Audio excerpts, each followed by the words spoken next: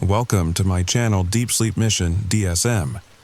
As we begin, I would be delighted if you could share your location in the comments below. It's truly inspiring to witness how far this content travels and to connect with viewers from across the world.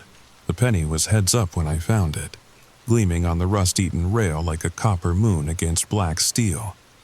They say finding a heads-up penny brings good luck, but sometimes luck has teeth.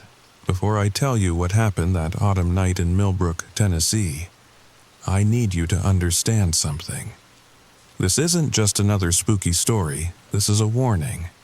And if you're smart, really smart, you'll listen. Because once you know what I know, you'll never look at railroad tracks the same way again.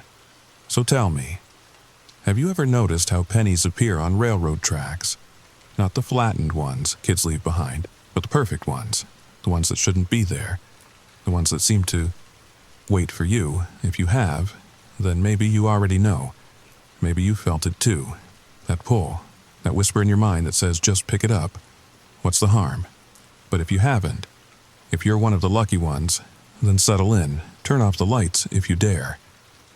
And let me tell you why some pennies should never be touched. And now, our story begins. My name is Sarah Chen, and I used to love walking along the old Norfolk Southern tracks that cut through Millbrook like a scar. Used to. Those two words carry more weight than you might think. It was October 23rd, just past 7 in the evening. The sun had already ducked behind the Tennessee hills, leaving that purple-gray twilight that makes everything look like a watercolor painting. I'd taken my usual shortcut home from my shift at the Millbrook Public Library, walking along the tracks instead of taking the long way around on Highway 41. The railroad had been abandoned for years. Norfolk Southern pulled out in 2018, leaving behind miles of empty track that the town couldn't afford to remove. Kids used it as a playground. Teenagers came here to smoke. Adults like me, we just used it as a walking path. A straight line through town that cut 20 minutes off any journey. I'd walked those tracks maybe 300 times? 400? Enough that I knew every tie, every spike, every place where the rails had started to separate from their beds. My feet had memorized the rhythm. Step, step, balance on the rail, step, step, hop to the other rail. A meditation in metal and motion. That's why the penny stood out. It sat perfectly centered on the left rail, about 50 feet ahead of me. Even in the dying light, it caught what remained of the sunset and threw it back at me like a tiny beacon. Heads up. I could see Lincoln's profile from where I stood. Now, I need you to understand something about me. I'm not superstitious. I have a master's degree in library science. I catalog facts, not fantasies. But I was a collector of small moments. Pressed flowers and books, interesting stones from walks, and yes, lucky pennies. I had a jar of them at home. 43 heads-up pennies collected over 15 years. Each one a tiny victory against the universe. Each one a moment when chance smiled at me. So, of course, I walked toward it. Of course I did. My footsteps crunched on the gravel ballast. The evening had that October chill that makes you pull your cardigan tighter, makes you walk a little faster. Somewhere in the distance, a dog barked. That lonely sound that carries for miles in small towns. 20 feet from the penny, I noticed something odd. The rail itself. It was clean. Not just clean, polished. The rust that covered every other inch of track was gone in a perfect circle around the coin, like someone had taken steel wool to it, like someone had prepared a stage. 10 feet away and I could hear it. No, that's not right. I couldn't hear it. I could feel it. There was a vibration in the air so low it bypassed my ears and went straight to my bones. Like standing next to a massive subwoofer playing a note too deep for human perception. 5 feet. The penny seemed larger now, which was impossible. A penny is a penny, 3/4 of an inch in diameter, 2.5 grams. Copper-plated zinc since 1982, facts. cataloged truths. But this penny, it filled my vision like a small sun. 2 feet, I stopped. Every instinct I'd ignored up to that point suddenly screamed in unison. That primitive part of the brain that kept our ancestors alive, it was pulling all the alarms, flooding my system with adrenaline, begging me to run. But the logical part, the modern part, it whispered, "It's just a penny, Sarah. You've picked up 43 of them. What's one more?" I reached down. My fingers were inches from the coin when I heard it. A voice. No, not quite a voice. More like the memory of a voice. Like an echo of words spoken so long ago that only their shape remained. Finally, I jerked my hand back, looked around. The tracks stretched empty in both directions. The nearest house was a quarter-mile away. Even the dog had stopped barking. Just me, the tracks, and a penny that suddenly felt like a trap. I should have left. Every rational part of me knows I should have turned around, walked home the long way and forgotten about lucky penny number 44. But curiosity. Curiosity is what separates us from the animals. It's also what kills us. I picked up the penny. The moment my fingers closed around it, 2 things happened. First, the vibration stopped. Just gone. Like someone had thrown a switch. The evening sounds rushed back. Crickets, distant traffic, the whisper of wind through dead leaves. Second, the penny was warm. Not sun warm, not pocket warm. Warm like skin.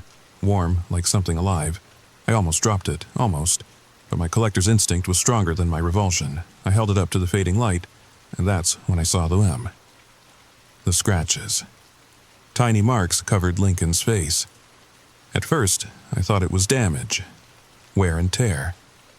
But as I looked closer, I realized they formed patterns. Deliberate patterns. Letters. My hands trembled as I angled the penny to catch the last rays of sunlight. The scratches were old. Decades old from the look of the tarnish in the grooves. Someone had carved a message into this penny. Someone had left it here for who? For me. The letters were almost too small to read. I had to squint, had to hold the penny inches from my face. But finally, they resolved into words. 3 words that made my blood turn to ice water in my veins. Don't look back. I spun around. The tracks behind me were empty. Of course they were empty, but they felt different. Watched. Like the space between the rails had become a stage, and I was the only actor who didn't know her lines. I shoved the penny in my pocket and started walking. Fast, not quite running. Running would mean admitting something was wrong, but walking like I was late. Walking like I had somewhere important to be. The penny burned against my hip through the fabric of my jeans. Every step made it shift, made it press against me like a tiny branding iron. I wanted to throw it away, wanted to fling it into the woods and forget this whole thing. But I didn't. Because by then, I'd already started to understand. The penny wasn't just warm, it was getting warmer. And behind me, far behind me, but getting closer. I could hear the ring of metal on metal, like someone walking along the rails, like someone following. But every time I turned around, nothing. Just empty tracks dissolving into darkness. By the time I reached the end of the tracks where they crossed Maple Street, I was almost running. The penny in my pocket had gone from warm to hot. Not burning, not quite, but hot enough that I could feel it through 2 layers of fabric. I burst onto the street, into the glow of streetlights and the normal world. Cars passed. A woman walked her poodle. Reality reasserted itself like a comfortable blanket. I pulled the penny out of my pocket, expecting... I don't know what I expected. For it to be glowing, maybe, for it to have changed. But it was just a penny. Room temperature, slightly tarnished. The scratches still spelled out their warning, but in the electric light of civilization, they looked like nothing more than old graffiti. I almost laughed. Almost convinced myself I'd imagined the whole thing. Stress from work, too much caffeine, too many horror podcasts on my commute. Almost. But then I noticed the date on the penny. 1943. A steel penny, one of the rare ones made during World War II when copper was needed for ammunition. Worth maybe $15 to a collector, worth much more to someone who knew what to look for. And underneath the date, so small, I needed the streetlight to see it, was another set of scratches. Numbers this time. October 23, 1975, October 23, 1975, exactly 49 years ago. Exactly 49 years ago. Today. I didn't sleep that night. How could I? Every time I closed my eyes, I heard that sound. Metal on metal, getting closer. Every time I started to drift off, the penny would seem to pulse with heat from its place on my nightstand.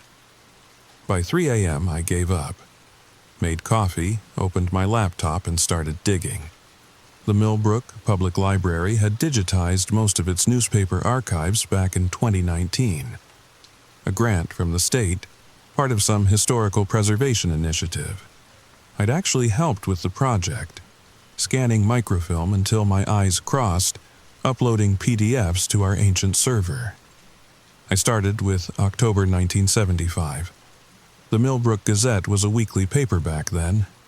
4 pages of local news, gossip, and advertisements for stores that had closed before I was born. I found the October 23rd edition easily enough. The headline made me spill my coffee. Local girl missing after walking railroad tracks.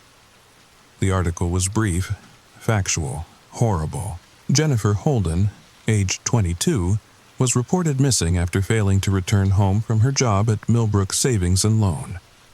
She was last seen walking along the Norfolk Southern Railroad tracks near Maple Street.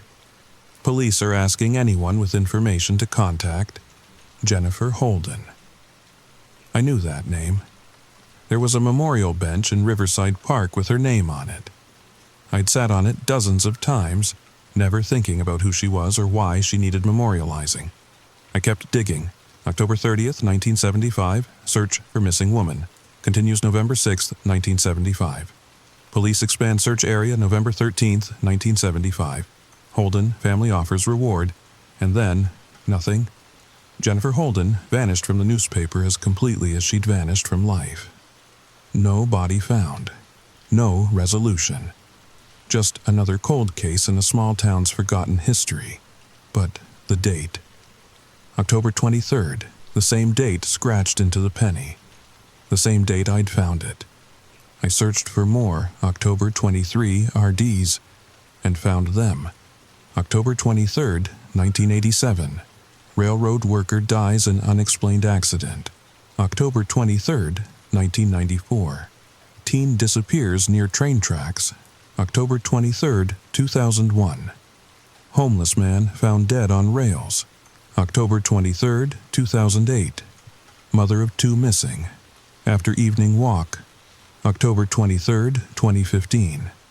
College student vanishes without a trace. Every 7 years, like clockwork. Someone would go missing or die near those exact tracks. Always on October 23rd. Always in the evening. Always someone who was walking alone. My hands shook as I clicked through the articles. Some had photos. Smiling faces that would never smile again. Lives cut short by what? Coincidence? Bad luck? Or something else? I looked at the penny sitting on my nightstand. In the light of my laptop screen, it seemed to glow with its own inner fire. The scratched warning, "Don't look back," felt less like advice and more like a rule someone had broken. 4:47 a.m. Still dark outside, still 3 hours before the library opened. 3 hours to figure out what connected these deaths. 3 hours to understand what I'd picked up. I made more coffee, stronger this time, and kept digging. The 1987 death was interesting. Marcus Webb, 34, a Norfolk Southern maintenance worker, found dead on the tracks with massive trauma consistent with being struck by a train. Except no trains had run that night. The schedule was clear. The tracks were supposed to be empty. The investigating officer was quoted as saying the injuries were unusual. That was all, just unusual. But in a small-town newspaper, that single word spoke volumes. I found Marcus Webb's obituary, survived by a wife and daughter, 20 years with the railroad, model employee. No reason to be on the tracks after dark, no reason to be there at all. Unless he'd found something. Unless he'd seen something. The 1994 disappearance was a kid named Tommy Morrison, 17, high school senior. Told his friends he was taking a shortcut home after football practice. Never made it. His backpack was found 3 miles down the tracks. Contents scattered like someone had turned it inside out looking for something. They never found Tommy, but they found something else. The article mentioned it in passing like it wasn't important. Maybe to them it wasn't. They found pennies, dozens of them scattered around the backpack, all from 1943. My coffee mug slipped from my hand, hit the floor, shattered. I didn't move to clean it up, couldn't move, because the implication was clear. The penny in my possession wasn't unique, there were more, had been more, and everyone who found one. I grabbed my phone, called in sick to work. Maria, my supervisor, sounded concerned. I never called in sick. In 5 years, I'd missed exactly 2 days, both for my grandmother's funeral. "You sound terrible," she said. "Is everything okay?" Just a bug," I lied. 24-hour thing, I'll be fine tomorrow. "Take care of yourself, Sarah. The books will survive without you for a day." The books would survive, but would I? Sunrise came slowly, painting my apartment in shades of orange and gold. Normal colors. Safe colors. But the penny on my nightstand seemed to eat the light, creating a small circle of shadow around itself. I needed to know more, needed to understand the pattern, because patterns could be broken. Patterns had rules, and if this thing had rules, maybe I could find a loophole. 8 a.m. The library would be open. Maria would be there, along with Tom from Circulation and probably Agnes from the Historical Society. They'd ask questions if they saw me. Want to know why I was there on my sick day? But I had keys to the back entrance, access to the archive room, and most importantly, access to the materials we didn't digitize. The ones deemed too sensitive or too damaged, or sometimes just too strange for public consumption. The drive to the library took 5 minutes. I parked behind the building, next to the dumpsters where no one would see my car. Used my key. Slipped inside like a thief. The archive room smelled like old paper and disappointment. Boxes stacked to the ceiling, each one labeled in Agnes's perfect handwriting. Town council minutes, school board records, police reports, restricted.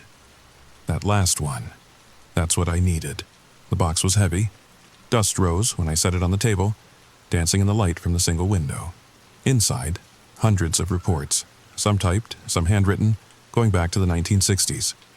I found Jennifer Holden's file first. Thicker than I expected.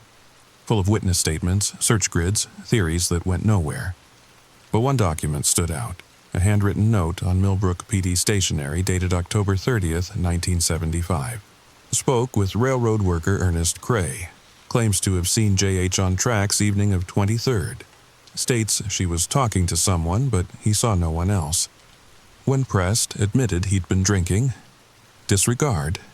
Ernest Cray. I'd seen that name. Where had I? The 2001 death, the homeless man. Ernest Cray, 58, found dead on the rails. Blood alcohol content of 0.0. Stone cold sober when he died. I kept reading, file after file, pattern after pattern, and slowly, horribly, the truth began to emerge. Every victim had been seen on the tracks before they disappeared. Every witness described the same thing, the victim appearing to have a conversation with empty air. walking slowly as if following someone, looking back over their shoulder at nothing.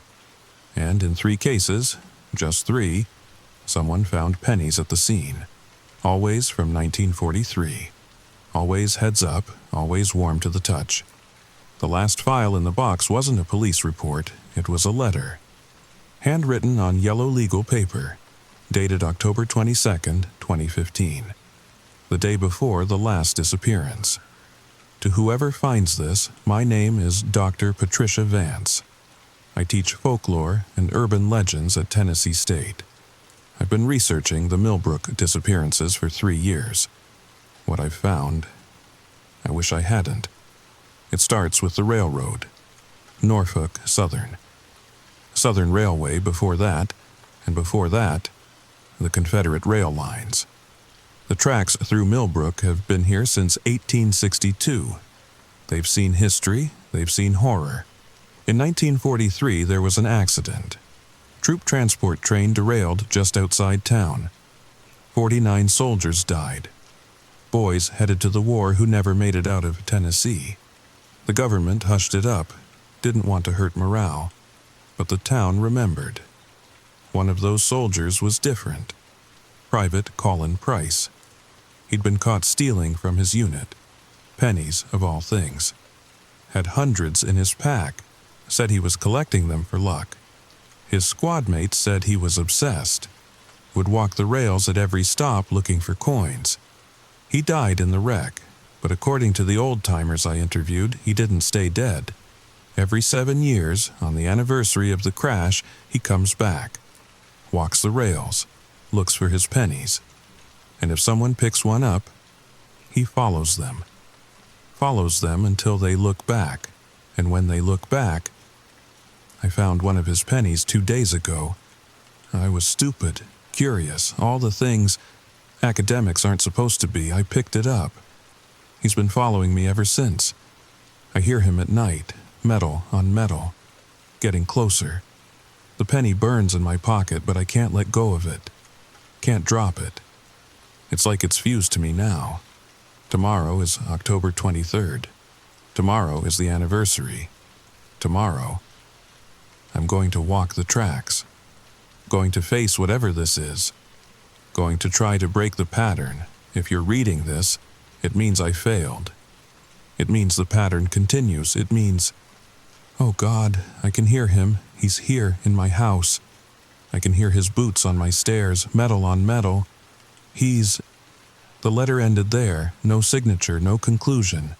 Just empty paper and questions. I looked up Dr. Patricia Vance, found her university profile. Her photo showed a woman in her 50s, graying hair, kind eyes behind wire-rimmed glasses. The same eyes that stared out from the newspaper photo of the latest victim. October 23rd, 2015. Missing. Never found. The penny on the table had grown hot again. Hot enough that I could feel it from a foot away. Hot enough that the varnish on the table was starting to bubble underneath it. 9:43 a.m., October 24th. I'd survived the night, survived the anniversary, but the penny was still mine. And somewhere close, I could hear it, metal on metal, getting closer. I need you to understand something about fear, real fear. Not the jump-scare horror movie fear that makes you spill your popcorn. I mean the deep, existential fear that rewrites your DNA. The fear that turns your bones to water and your thoughts to static. That's what I felt sitting in that archive room, listening to footsteps that couldn't exist on stairs that weren't there. The library was single-story. No stairs, no second floor. But I heard them. Steady, rhythmic. Climbing invisible steps toward me. Metal heel plates on phantom wood. The sound of a soldier who'd been walking for 80 years and had no intention of stopping. I grabbed the penny. It seared my palm like a hot coal, but I held on. Shoved it in my pocket. Started gathering the files, the reports, Dr. Vance's letter. Evidence. Proof. Something to make sense of this. The footsteps stopped. Silence. Worse than the sound. because now I didn't know where he was. Now he could be anywhere, right behind me, next to me, watching from corners that didn't exist. I ran, out of the archive room, through the back entrance, to my car, fumbled with the keys, dropped them, picked them up with hands that wouldn't stop shaking. Got in, locked the doors, started the engine, and saw him in the rearview mirror. For just a moment, a flicker, a shape that shouldn't be there. Tall, thin, wearing what might have been a uniform if uniforms were made of shadows and old pain. Standing where I'd been parked, watching. I floored it out of there. Took the corner too fast, tires screaming. Didn't care. Had to get away, had to think, had to. The penny pulsed in my pocket. Not just hot now, moving, like a heartbeat, like something alive trying to get out. I drove home, ran every red light, took the long way, then doubled back, then took another route entirely. Paranoid. Irrational. Except, was it paranoid if something was really following you? My apartment had never felt smaller. I deadbolted the door, pushed a chair against it, closed all the blinds, then sat in the middle of my living room, surrounded by the stolen files, and tried to make sense of the impossible. The pattern was clear. Every 7 years, always October 23rd, always someone who picked up a penny. But what happened to them? Where did they go? And why did only some leave pennies behind? I spread out Dr. Vance's research. She'd been thorough. Photocopies of military records, train schedules, death certificates. Private Colin Price had been real. 22 years old, from Dayton, Ohio. Joined up 3 days after Pearl Harbor. Died October 23, 1943, when Troop Transport 4419 derailed on a curve just outside Millbrook. But it was the other documents that made my skin crawl. Witness statements from 1943. Reports of a soldier seen walking the tracks in the days after the wreck. Always at dusk. Always alone. Always looking for something on the ground. He asked me if I'd seen his pennies, one witness wrote. Said he'd been collecting them since he was a boy. Said he needed them for luck. I told him the wreck was 3 miles that way, and he just smiled. Strangest smile I ever saw. Like he knew something I didn't. Another account, from a railroad worker. Found him crouched on the rails after midnight. Thought he was injured, but when I got close I saw he was placing pennies, lining them up perfect-like. When I asked what he was doing, he said he was leaving breadcrumbs. Said someone would need them someday. Then he stood up and walked off into the dark. I followed for a bit, but this sounds crazy. He just faded away, like smoke. Breadcrumbs. He'd been leaving breadcrumbs. For 80 years, he'd been placing pennies on the tracks, waiting for someone to pick them up. Waiting for what? The answer was in Dr. Vance's notes. Scrawled in margins, connected by arrows, circled 3 times in red ink. He's not taking them. He's collecting them.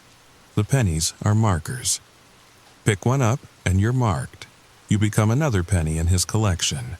Every 7 years, he adds to his hoard. Living pennies, human pennies. Souls he can claim because they took what was his. I looked at the penny on my coffee table. Still hot, still pulsing. But now I understood. It wasn't just a coin. It was a claim check, a receipt, proof of ownership. And I was the merchandise. 1:17 p.m. The knocker on my door moved. 3 taps. Soft, polite, like a visitor who didn't want to disturb.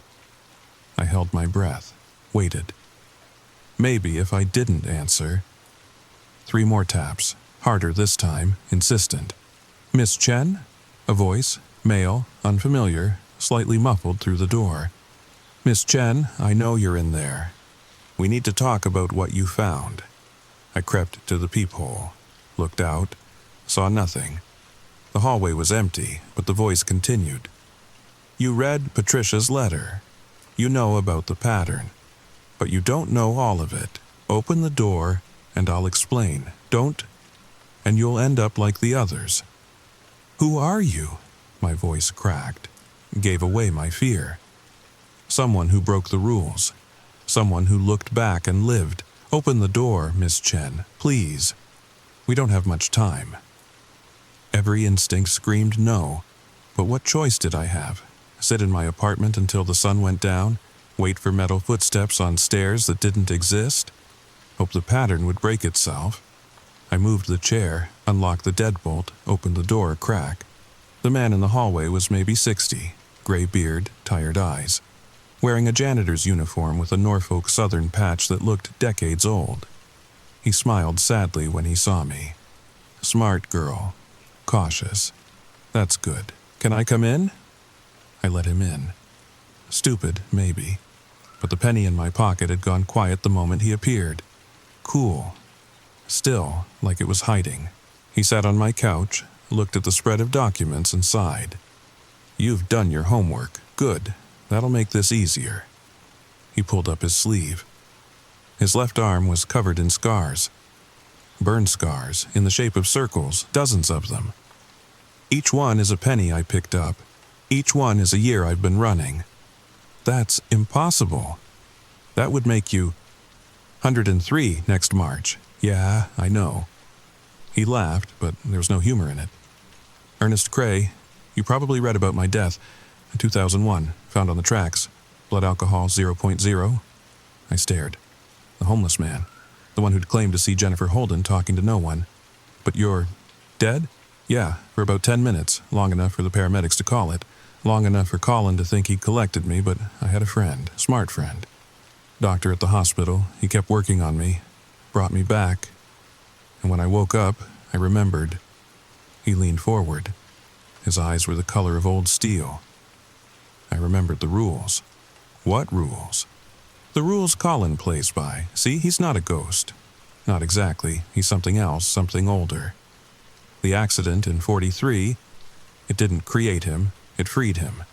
Gave him form, gave him purpose. But he's bound by laws older than this country, rules written in iron and blood." Ernest pulled out a flask, took a sip, offered it to me. I shook my head. "First rule, he can only take you on his anniversary. October 23rd between sunset and midnight. You survived that. Means you've got time. Not much, but some." "How much?" "Until next October. 1 year to figure out the second rule." He took another sip. "The second rule is about the penny. You picked it up.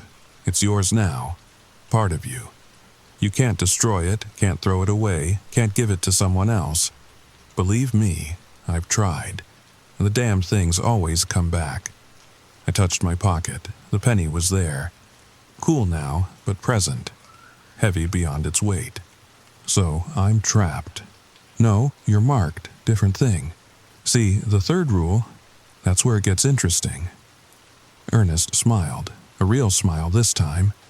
"Colin needs permission to take you. That's what the don't look back message is about. Look back, and you're giving permission. Acknowledging him. Letting him in. But I did look back, at the tracks, when I found the penny.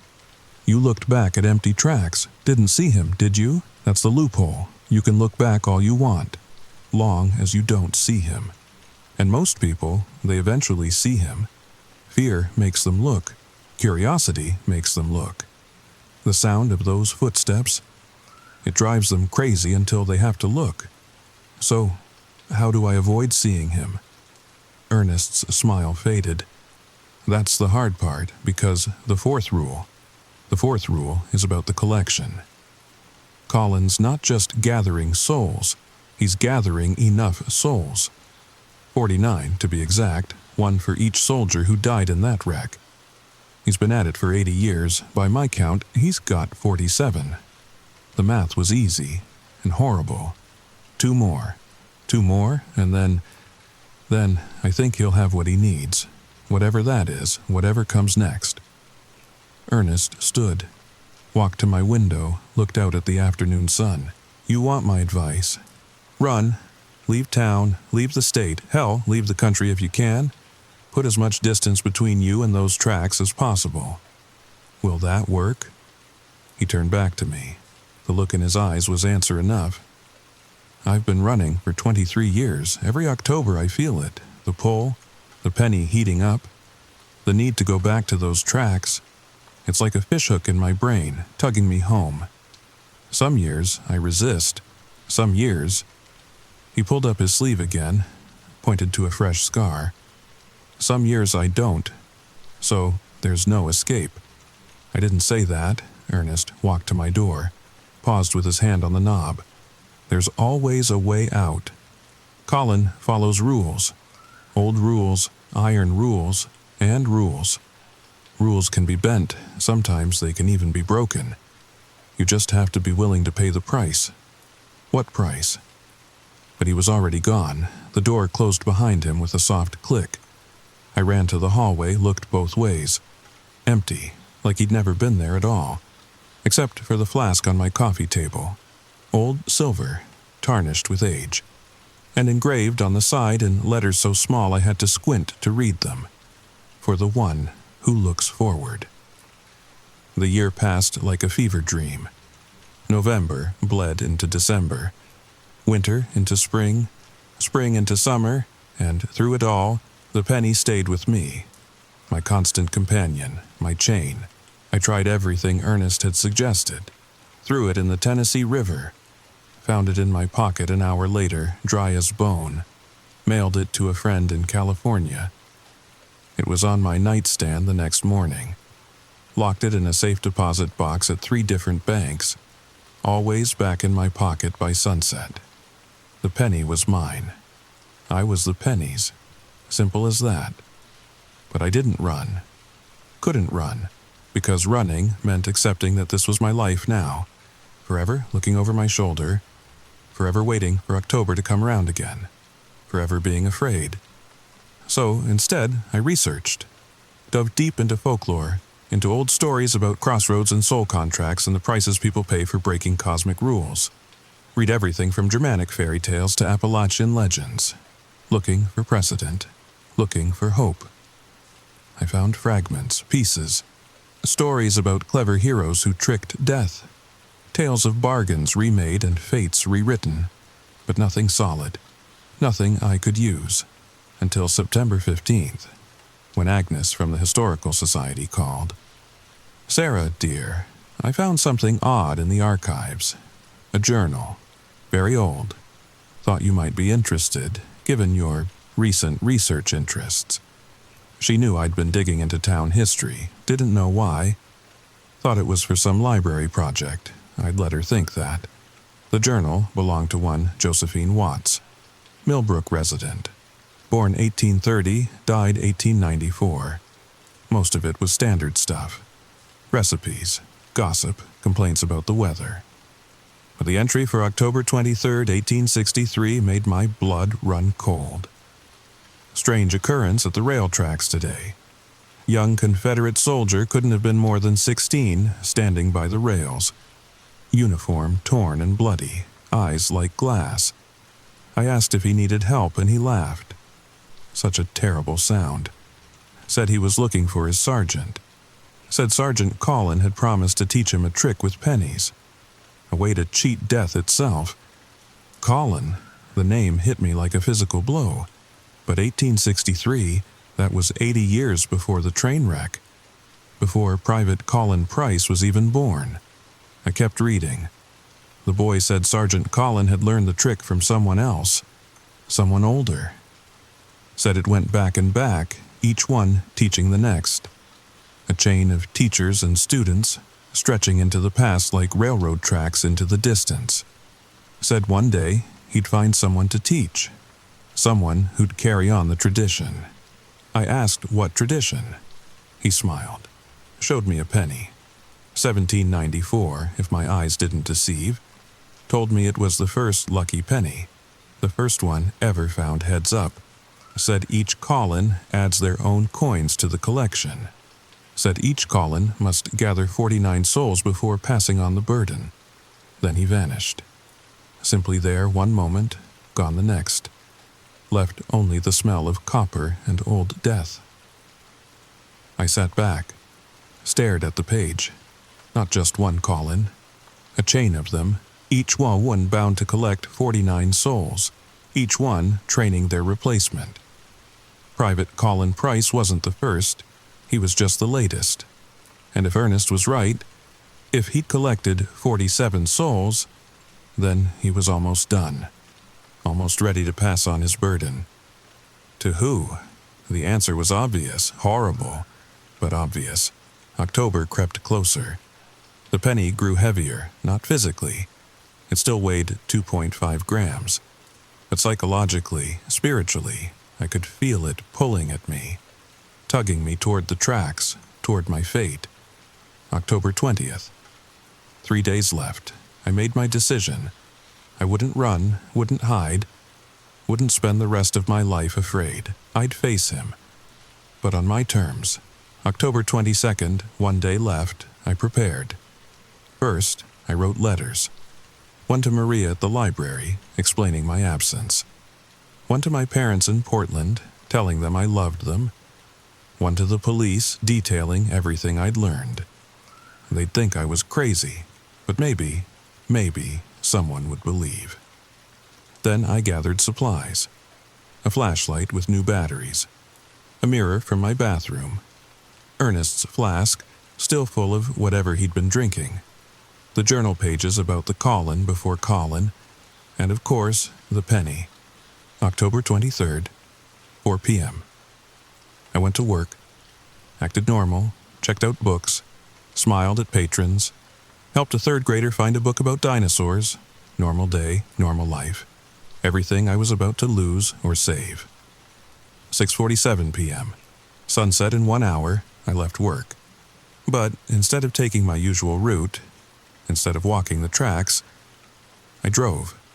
Parked at the old railroad museum on the other side of town. The tracks ran behind it. Same tracks, different location. If Colin expected me at the usual spot, I'd disappoint him. First small rebellion. 7:30, 2 p.m. The sun kissed the horizon. The penny in my pocket went from warm to hot in seconds. The game had begun. I walked along the tracks. Different section, but same rusted rails. Same rotted ties, same sense of being watched. But this time I was ready. This time I had a plan. The museum stretch of track was different. Newer. Norfolk Southern had maintained this section until 2010, 5 years longer than the rest. The rails were less rusted. The ballast less scattered. And most importantly, there were lights. Old sodium lamps every 100 feet, casting pools of orange glow in the gathering darkness. Light. My first advantage. 7:58 p.m. Full dark. The penny was burning now, hot enough that I had to move it to my jacket pocket, away from my skin. And in the distance, there it was. The sound I'd been dreading and expecting. Metal on metal, rhythmic, patient, getting closer, but not from behind me, from ahead. He knew where I was, knew where I was going, was already there, waiting. I stopped walking, pulled out the mirror, held it up like a rear view, watching the tracks behind me while facing forward. If looking back gave him permission, then I wouldn't look back. I'd look forward while seeing backward. Cheating, maybe. But Ernest said rules could be bent. In the mirror, illuminated by the sodium lights, I saw him, tall, thin, wearing a uniform that might have been Union blue or Confederate gray or something older still. Hard to tell. The fabric seemed to shift to contain all wars, all soldiers, all deaths at once. His face was young, maybe 22, just like the record said, but his eyes were ancient, older than the rails, older than the town, older than anything had a right to be. He stood 50 feet behind me, not moving, just watching, waiting for me to turn, to look, to give him what he needed.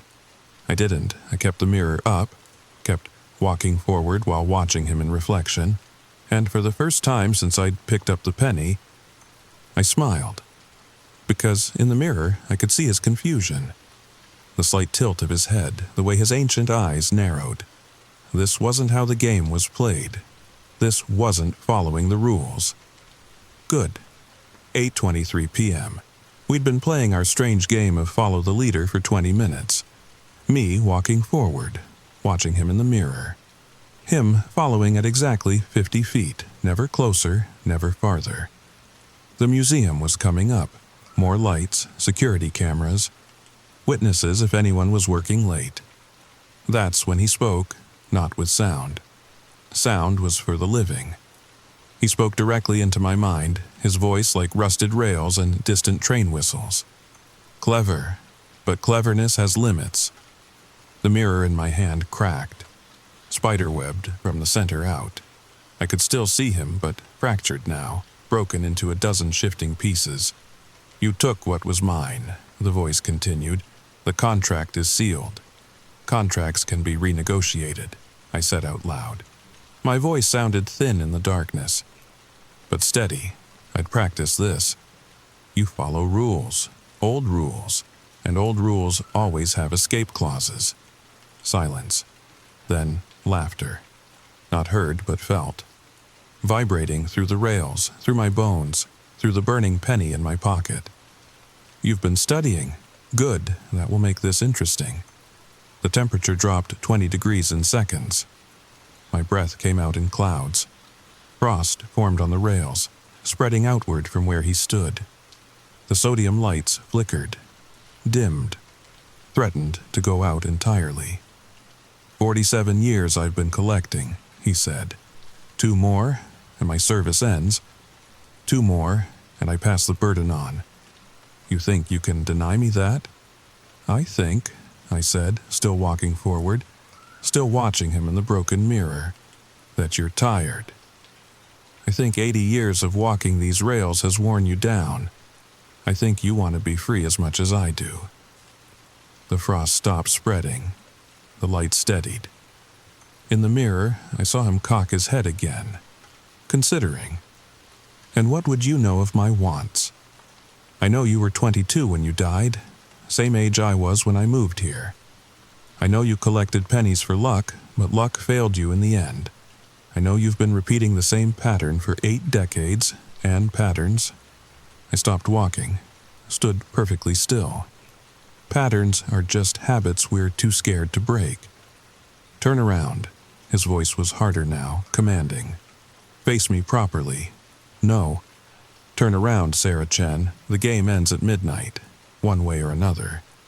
Then we have 3.5 hours to find another way. I started walking again, faster now. The museum was just ahead, its security lights blazing. I could see the parking lot, empty but lit. Safe ground, modern ground. A place where old rules might not apply as strongly. Behind me, in the mirror, Colin hadn't moved. Still standing exactly 50 feet back. But something had changed. The uniform was more solid now, definitely Union blue, and his face, younger, more uncertain. Like my words had stripped away decades of certainty. What do you propose? His voice was quieter, curious despite itself. I reached the museum parking lot, stepped off the tracks onto asphalt. The penny in my pocket cooled slightly. Not much, but enough to notice.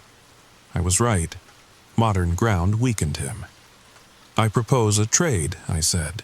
You need 2 more souls to complete your collection, to pass on your burden. But what if someone volunteered to take it early? Silence. Long silence. Then, impossible. The number is fixed. 49 souls, 1 for each death. The mathematics are perfect. Perfect math assumes perfect rules, I countered. But you're not the first Colin. There was one before you, one before him. How many times has the number been 49? How many cycles? How many collections? In the mirror, he flickered. Solid to translucent and back again. I'd hit something. Some doubt he'd been carrying. The rules are the rules, he said. But uncertainty tinged his voice. Rules made by who? The first Colin? Someone before him? At some point, someone made a choice. Decided 49 was the number. And if someone could make that choice, someone can unmake it. I turned then. Not a look back, but a full turn, facing him properly for the first time. He was beautiful and terrible, young face, old eyes, uniform that contained multitudes, hands that had placed 1,000 pennies on 1,000 rails, expression caught between hope and hunger. "You're offering to take my place," he said. Not a question, a statement. "To become the next Colin before the collection is complete." "I'm offering to break the cycle entirely," I corrected. "No more Collins, no more collections, no more souls bound to railroad tracks, just ending it. Impossible." "Is it?" I pulled out the journal pages. Josephine's account of the earlier Colin. She met one in 1863, 20 years before you were born. He talked about teaching someone, passing on the tradition. But what if he didn't? What if the chain broke, and something else stepped in to fill the void? Something that needed rules because it didn't understand choice. Colin stepped forward. Just one step, but it closed the distance to 40 feet. The air between us shimmered with heat despite the cold. "You think I'm not real? Not human?" "I think you were human. Once, Private Colin Price from Dayton, Ohio. But 80 years of walking the same path, collecting the same souls, following the same rules. That changes a person. Makes them more pattern than person, more habit than human." Another step, 30 feet. The penny in my pocket was ice cold now, fighting against his presence. "And what would you do differently?" I smiled, sad but genuine. "I'd choose not to. I'd take the pennies, all of them, yours and the ones from the souls you've collected, and I'd scatter them, give them back to the world, let them be just pennies again. Lucky or unlucky by chance, not design. The rules. The rules only have power because we give them power, because we follow them. What happens if we just stop?" 20 feet, close enough that I could see details. The stitching on his uniform, frayed but holding. The mud on his boots, fresh as yesterday. The pennies in his pocket, 47 of them. Each one a life interrupted. "You'd risk everything on that? Risk your soul on the chance that the rules might break?" Yes, one word. Simple, true, and it stopped him cold. He stood there, 20 feet away, and I watched decades of certainty crack. Watched the weight of 80 years settle on shoulders that had been 22 forever. Watched a young man remember he was supposed to be dead. "I'm tired," he said finally, quietly. "So very tired. I know. The others, the ones I collected, they're not gone. They're..." He touched his pocket, where the pennies rested. "They're waiting, sleeping, dreaming of the lives they should have had. Then let's wake them up." 9:47 p.m. 2 hours and 13 minutes until midnight. Colin and I stood in the museum parking lot, surrounded by the modern world, and negotiated the end of a tradition older than either of us. He pulled out the pennies, one by one, each with a name, a date, a story. Jennifer Holden's was there, still warm with trapped life. Dr. Patricia Vance's, etched with questions that would finally have answers. Tommy Morrison's, bright as the day it was minted despite 30 years in limbo. 47 pennies. 47 souls. Laid out on the asphalt in a perfect circle. "If this doesn't work," Colin said, "if the rules reassert themselves, then we'll have tried. That's more than anyone else has done." He nodded, placed one more penny in the center of the circle. His own. The original, the one from 1943 that started his journey. "And yours," he said. The 49th, the one that would have completed the collection. I pulled it out, still cold, still fighting, but when I placed it next to his, both pennies stilled. Became just metal again, just memories. 10:15 p.m. We'd been sitting in silence for almost half an hour, watching the pennies, waiting for something, some sign that our rebellion against cosmic rules was working. Then Colin gasped, clutched his chest, but not in pain, in surprise. I can feel them," he whispered. "The others, they're waking up." The pennies began to glow, not with heat but with light. Soft at first, then brighter. 49 small suns arranged in a circle, each one a life demanding to be returned. In the light I saw them. Shadows at first, then shapes, then people. Jennifer Holden, young and confused. Dr. Vance, eyes wide with academic wonder. Tommy Morrison, still in his football uniform. All of them, all 47, standing in the circle with us. "What?" Jennifer's voice was thin, ghostly. "What happened? I was walking home and then—" "You were collected," I said. "But now you're free, all of you, free to go on to whatever comes next." One by one, they began to fade. Not vanishing, transitioning, moving on to wherever souls go when they're finally released. Some smiled, some cried. Dr. Vance gave me a thumbs up and mouthed, "Thank you," before dissolving into light. Soon, only Colin remained. But he was changing too. The uniform was fading, replaced by civilian clothes. A simple suit, the kind young men wore to impress girls in 1943. His face was softer, more genuinely 22. "I remember now," he said, "before the rules, before the collecting. I remember being scared, the train derailing, the sound of metal tearing, the moment I knew I was going to die. And then someone offered me a choice, a voice in the darkness, said I could live forever, walking the rails, gathering luck, said all I had to do was collect 49 souls, and I'd be free." He laughed, bitter, sad. Didn't mention I'd forget how to be human in the process. The pennies had gone dark. Just regular coins again. The parking lot was empty except for 2 people in a circle of old currency. "So, what now?" I asked. Colin looked at his hands. Solid, but starting to translucent. "Now, I get to find out what I should have discovered 80 years ago. What comes after?" He met my eyes. Smiled. A real smile, young and scared and hopeful. "Thank you for reminding me I had a choice." He faded like the others. Slower, fighting it a little, holding on to one last moment of existence. Then gone. Just me, the parking lot, and 49 pennies that no longer held any power. 11:58 p.m., 2 minutes to midnight. I'd gathered all the pennies into a bag, drove to the bridge over the Tennessee River, stood at the railing, watching dark water flow beneath. At exactly midnight, I threw them. All 49. Scattered them into the current, where they'd sink and tumble and eventually find their way to the ocean. Or stick in riverbed mud. Or wash up on distant shores. Just pennies again. Nothing more, nothing less. The October air was crisp, clean, free of the weight I'd carried for a year. I pulled out my phone. Called Maria.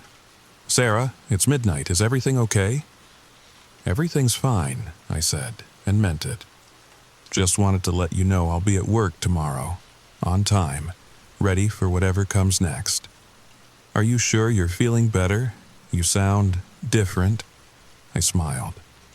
Watch the river carry away 8 decades of pain. "I'm good, really good. See you tomorrow." I drove home, slept without dreams. Woke to sunlight and possibility. It's been 3 years now. Every October 23rd I walk those tracks. Not because I have to, because I choose to. Making sure no new pennies appear, no new cycles begin. So far, nothing. Just rust and memory. Sometimes I think about Colin. Wonder if he found peace. Wonder if somewhere, in whatever comes after, a 22-year-old kid from Dayton is finally at rest. I never found Ernest Cray again, like he'd never existed. Maybe he hadn't. Maybe he was just another kind of ghost, sent to give me the clues I needed. Or maybe he's out there still, free of his pennies, living a life interrupted but not ended. The tracks are being torn up next year. The town finally got the funding. Soon there'll be a walking path where the rails used to be. a place for joggers and dog walkers and kids on bikes. The past paved over by the present. But I'll remember, someone should, and if you're walking somewhere, anywhere, and you see a penny on the ground, heads up and shining, go ahead and pick it up. It's just a penny now. Just luck of the ordinary kind. The cycles are broken, the rules are done. The ghosts have moved on. But still, sometimes I dream of metal footsteps, of young men in old uniforms, of voices that whisper about traditions and trades and the prices we pay for cheating death. And in those dreams, I always hear Colin's voice, grateful, warning, both at once. "Thank you," he says. "But be careful, nature abhors a vacuum, and something will eventually fill the space we left behind." I wake from those dreams with my heart racing, check my pockets for pennies that aren't there, look out my window at streets that contain no tracks. So far, nothing. So far, we're free. But I keep watching, keep walking, keep remembering. Because the thing about breaking cycles is this: someone has to make sure they stay broken. And until I'm absolutely certain, I'll be here, walking the paths where the tracks used to be, watching for pennies that shouldn't exist, ready to face whatever comes next. After all, someone has to. And sometimes on quiet October nights, when the moon is full and the air tastes like copper, I swear I can hear it, far in the distance, fading but not gone, metal on metal, getting farther away. So now you know. Now you understand why I'll never pick up another penny from railroad tracks, why I check my pockets obsessively every October, why I sometimes wake at 3 a.m., certain I hear footsteps on stairs that don't exist. The cycles are broken, the rules are done, Colin is free, and the souls he collected have moved on. But stories like this, they have a way of starting again. New tracks, new collectors, new rules. All it takes is someone willing to make a deal. Someone desperate enough to trade their humanity for a promise of forever. So, be careful out there. Watch where you walk, and if you see a penny on railroad tracks, especially if it's heads up, especially if it's from 1943, especially if the rail around it is suspiciously clean, just keep walking. Some luck isn't worth the price. Some pennies are better left alone. And some stories never really end. They just wait for the next person to pick them up. Sweet dreams. And whatever you do, don't look back. Story number 2. They say the nose remembers what the mind forgets. But what happens when it remembers something that was never there to begin with? I'm about to tell you something that happened to me last month. Something that made me question everything I thought I knew about the apartment I've called home for 3 years. Before you think I'm crazy, just listen. And maybe check if you smell anything strange right now. Because once you notice it, you can't unnotice it. All right, the story begins now. The first time I smelled it, I was making coffee at 3:47 a.m. I know the exact time because I'd been staring at my phone, scrolling through Reddit threads about insomnia. Ironic, right? The bitter aroma of dark roast filled my tiny Seattle kitchen, steam curling up from my favorite mug, the one with the chip on the handle that I kept meaning to throw away but never did. Then, underneath the coffee, something else. Cigarette smoke. Not fresh smoke, but that stale, lingering smell that clings to old motel rooms and thrift store jackets. My nose wrinkled. I set down the mug and walked to my living room window, expecting to see someone smoking on the fire escape. Nothing. Just the empty metal grating, slick with October rain. Weird, I muttered, returning to my coffee. Must be coming through the vents from 4B. Mrs. Chen had lived there forever. Maybe she'd picked up the habit. But Mrs. Chen had moved out 2 months ago. The apartment was still empty. I tried to shake it off. Seattle apartments are old. Smells travel through walls, pipes, whatever. I had a Zoom presentation at 9, and I needed at least a few hours of sleep. The cigarette smell faded as I focused on my coffee. and by the time I crawled back into bed, I'd forgotten about it. Until the next night. This time, I was in the shower when it hit me. Through the steam and my eucalyptus body wash, that same stale cigarette odor. Stronger now, like someone had been chain-smoking in my bathroom for hours. I turned off the water, grabbed my towel, and stood there dripping and shivering. "Hello?" My voice echoed off the tiles. Stupid. Who was I expecting to answer? I wrapped the towel around myself and padded out to check my apartment. Living room, empty. Kitchen, empty. Bedroom, empty except for the pile of laundry I'd been ignoring. The smell followed me, growing stronger near the hallway that led to my front door. My neighbor across the hall, Derek, worked nights at the hospital. Maybe he'd started smoking to deal with the stress. I cracked open my door and peered out. The hallway was dark except for the flickering fluorescent at the far end. No Derek, no anyone. But the smell was definitely stronger out here. I took a step into the hallway, then froze. Wet footprints led from the stairwell to my door. Fresh ones. The kind that looked like someone had been standing in the rain. My door had been closed. Locked. I always locked it. My heart hammered as I retreated into my apartment, clicking the deadbolt, then the chain for good measure. I grabbed my phone, thumb hovering over 911. But what would I say? Someone stood outside my door and it smells like cigarettes? They'd think I was high. I didn't sleep that night. I just sat on my couch with every light on, clutching a baseball bat I'd forgotten I owned, jumping at every creak and settling of the old building. By morning, the smell had faded again, and when I finally worked up the courage to check the hallway, the footprints were gone. "You look terrible," my coworker Jenna said during our video call later that morning. "Thanks. Didn't sleep great." I forced a smile, trying not to yawn. "You should try that meditation app I told you about. It's been amazing for my—" I wasn't listening. Behind Jenna, through her apartment window, I could see someone on the street below, just standing there, smoking. Even through the pixelated video quality, I could see the orange glow of the cigarette tip. "Earth to Madison?" Jenna waved at the camera. "Sorry, what?" "I asked if you were okay. You keep looking at something behind me." I blinked. The figure was gone. "Yeah, just thought I saw something. Never mind." After the call, I did what any reasonable millennial would do. I Googled it.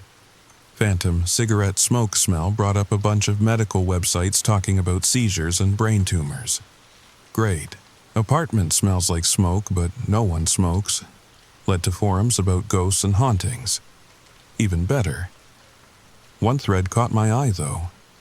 Posted 3 years ago by someone in Portland. "Does anyone else smell cigarette smoke at weird times? It started in my apartment, but now I smell it everywhere. My doctor says I'm fine, but it's getting stronger. Sometimes I see wet footprints, too. I know this sounds crazy, but..." The thread had no replies. The user had deleted their account. I closed my laptop and rubbed my eyes. I needed to get out of the apartment, clear my head. Maybe grab dinner at the Thai place down the street, pretend everything was normal. It was raining, because of course it was. Seattle in October meant everything was perpetually damp. I pulled on my raincoat and headed out, carefully locking my door behind me. The hallway was empty, lit by that same flickering fluorescent that management never seemed to fix. As I waited for the ancient elevator, I caught it again. Cigarette smoke, stronger than ever, and something else. Something that made my stomach drop. Wet footprints leading from the stairwell, but not to my door this time, to the elevator. The bell dinged. The doors slid open. The elevator was empty, except for the smell. God, the smell. Like someone had hotboxed the entire elevator car with a carton of Marlboros. My eyes watered. I should have taken the stairs, but my legs moved on autopilot, carrying me inside. As the doors closed, I saw them. In the polished metal reflection. Wet footprints appearing one by one behind me, like someone invisible was stepping into the elevator. I jabbed the button for the ground floor. Nothing happened. I hit it again and again. The elevator didn't move. The footprints kept coming. Closer. I pressed myself against the doors, frantically pushing every button on the panel. The overhead light flickered and went out. In the darkness, I heard it. The soft whisper of rain-soaked clothes. The quiet exhale of smoke. And then, so close, I could feel breath on my neck. A whisper. You can smell it too. The lights flickered back on. The elevator lurched into motion. I was alone again, gasping for air that still reeked of cigarettes. When the doors finally opened on the ground floor, I practically fell out, stumbling past a startled couple waiting to go up. "You okay?" the woman asked, but I was already pushing through the lobby doors into the rain. I walked for hours. No destination, just movement. Anything to stay away from my apartment. The rain soaked through my jacket, but I didn't care. Every time I passed someone smoking on the street, I flinched. Every reflection in a store window made me check for footprints behind me.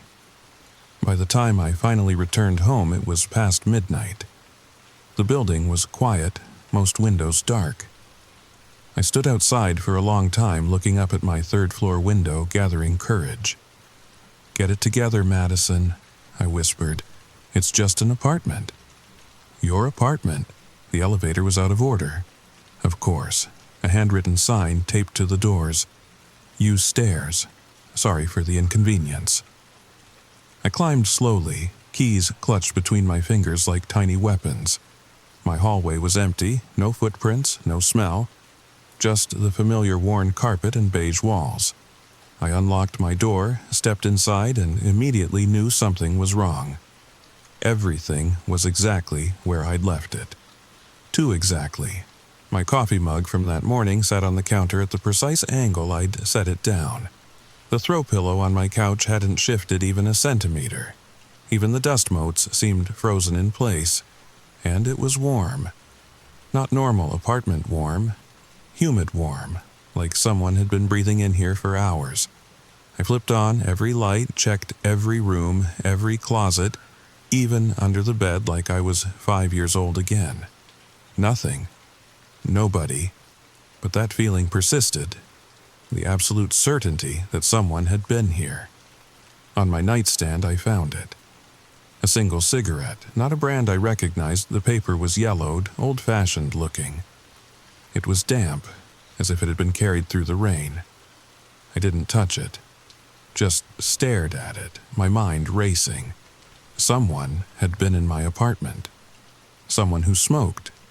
Someone who could apparently walk through locked doors and leave wet footprints that disappeared. I grabbed my phone to call the police, then stopped. What evidence did I have? One old cigarette that I could have placed there myself? They'd file a report and do nothing. Or worse, they'd think I was having some kind of breakdown. Instead, I called Jenna. Mad? It's like 1 a.m. I know, I'm sorry, Can I crash at your place tonight? What's wrong? Her voice sharpened with concern. Are you okay? I'll explain when I get there, please. Of course. You know where the spare key is.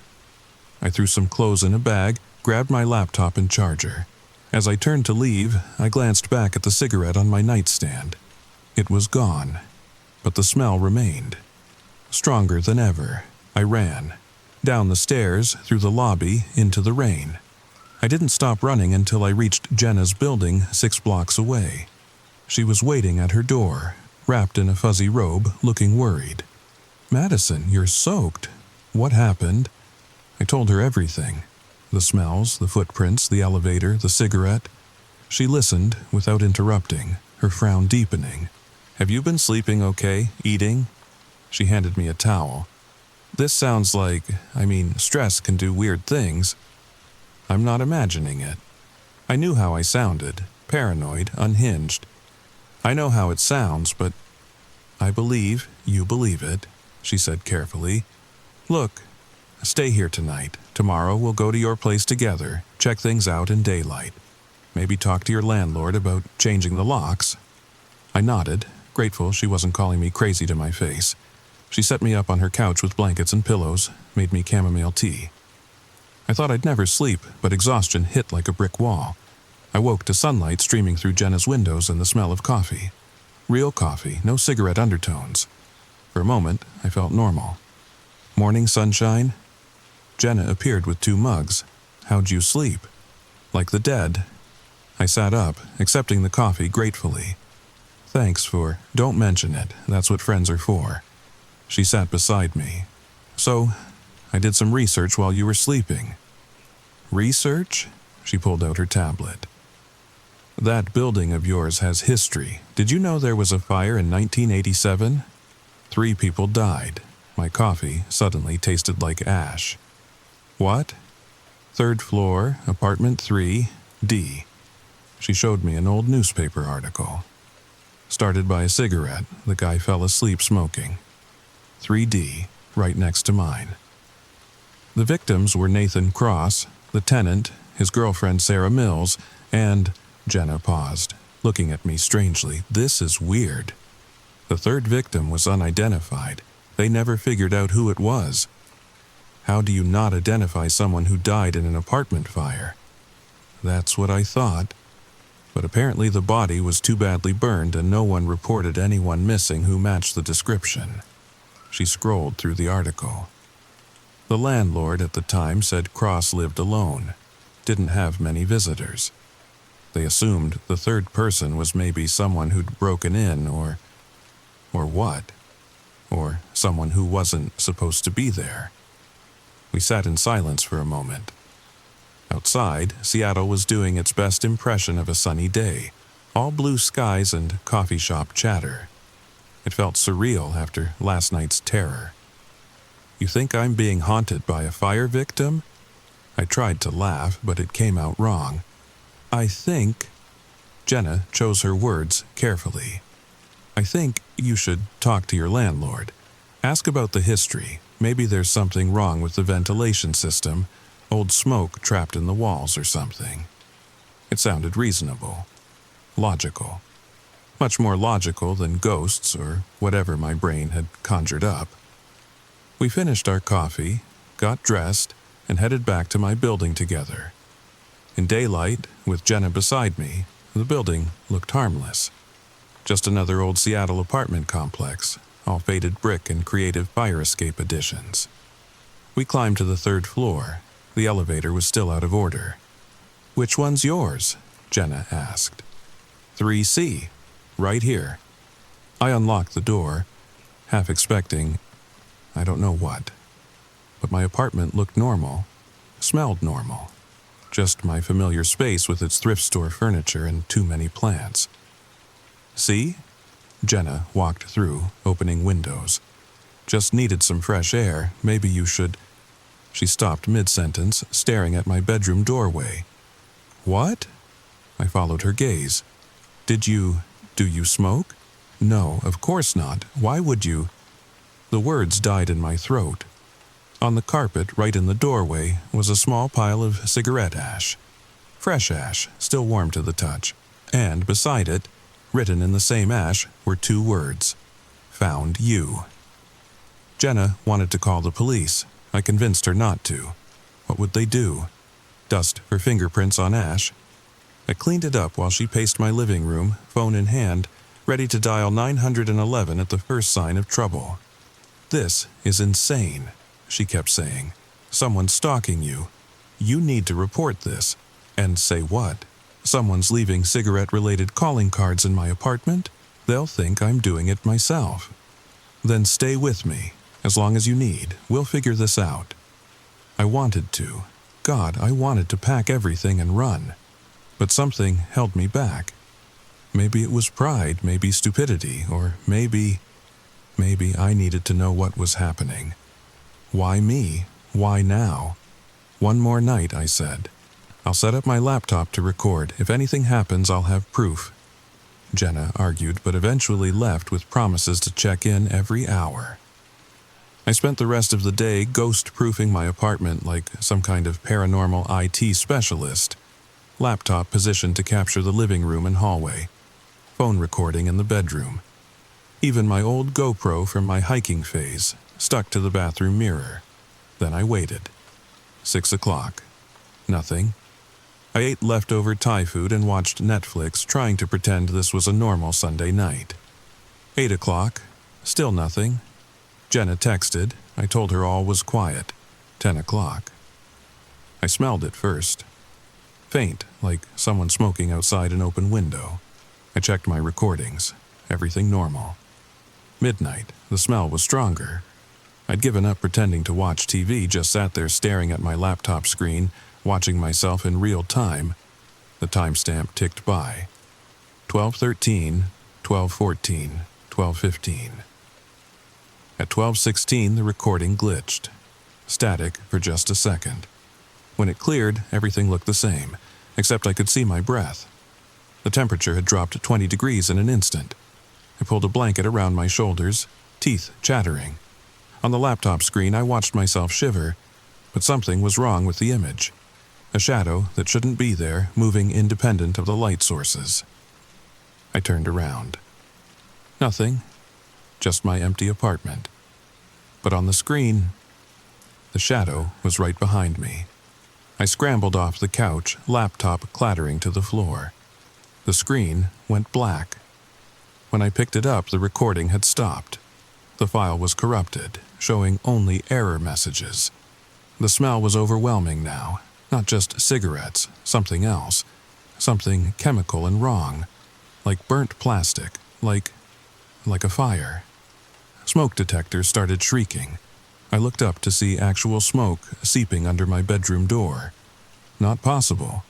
I'd just been in there, but the smoke was real, thick and black, filling my lungs. I ran for the front door, locked. The deadbolt wouldn't budge. The chain had somehow been fastened from the outside. Impossible. Everything was impossible. The smoke thickened. I dropped to my knees, crawling toward the kitchen, toward the window. Behind me, I heard footsteps. Slow, deliberate, walking through the smoke like it was nothing. "You can smell it," the voice said. Same whisper from the elevator, but clearer now, just like I could. Always so sensitive to it, always complaining. I reached the kitchen window, fumbling with the latch. It was painted shut, had been since I moved in. I grabbed a pan, ready to smash the glass. 37 years, the voice continued, closer now. 37 years of watching, waiting. Do you know how long that is when you can't leave? The pan connected with the window, glass shattered. Cold air rushed in, and with it, clarity. The smoke began to clear, and I could see nothing, no fire, no damage, just my apartment, exactly as it had been. Except for the figure standing in my kitchen doorway, not quite transparent, not quite solid, like smoke given form. A man, maybe 40, wearing clothes from another decade, and in his hand, always, that glowing cigarette. "You're not real," I whispered. He smiled. It wasn't a pleasant expression. Neither was the fire. Not at first, just smoke. My smoke. She complained about it constantly. Said it made her sick. Said she'd report me to the landlord if I didn't stop. He took a step closer. The temperature dropped another degree. So, I made sure she couldn't complain anymore. The pieces clicked. The unidentified third victim. Someone who wasn't supposed to be there. You killed her. I kept her quiet.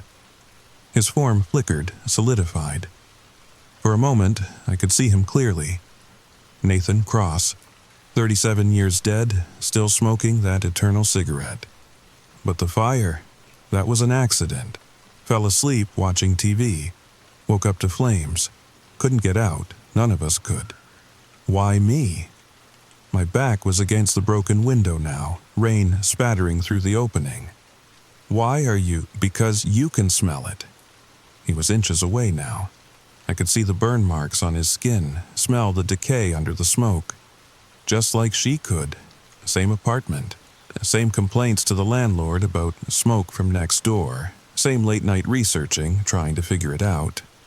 My phone buzzed. Jenna checking in. The normal world, still spinning outside this nightmare. "I'm not her," I said. "No." He tilted his head, studying me.